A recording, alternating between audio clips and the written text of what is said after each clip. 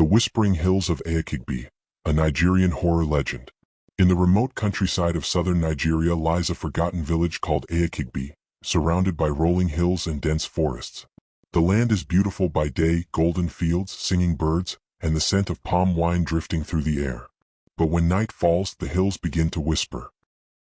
Generations ago, Aokigbe was a thriving farming community. The villagers believed their prosperity came from the blessings of a river goddess named Ezenwanyi. Every year they offered her gifts, yams, palm oil, and the blood of a white goat to ensure good harvests. But one year, a wealthy trader named Aokigbe refused to take part in the ritual. He mocked the goddess, claiming that his success came from hard work, not superstition. That night, a storm unlike any other struck the village. Lightning split the sky, and thunder rolled through the hills like 1,000 drums. When morning came, Aokigbe's house was gone, swallowed by the earth.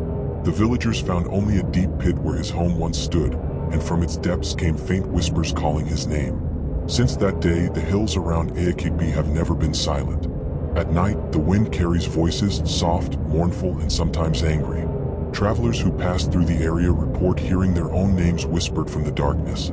Some say the voices belong to those who disrespected the goddess, forever trapped beneath the earth.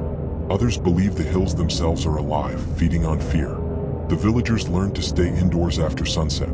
Doors are locked, fires are kept burning, and no one speaks the goddess's name aloud.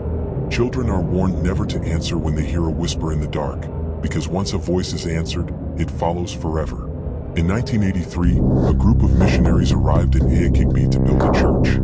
They dismissed the villagers' warnings as pagan superstition and began construction on the very hill where Aokigbe's house once stood. For 3 nights, the villagers heard the whispers grow louder, no longer soft, but furious. On the 4th morning, the missionaries were gone. Their camp was empty, their tools scattered, and the ground where they had worked was freshly disturbed, as if something had crawled out from below. When the villagers approached, they found strange symbols carved into the soil, spirals and eyes that seemed to move when stared at too long. The church was never completed. Today, Aokigbe is nearly abandoned.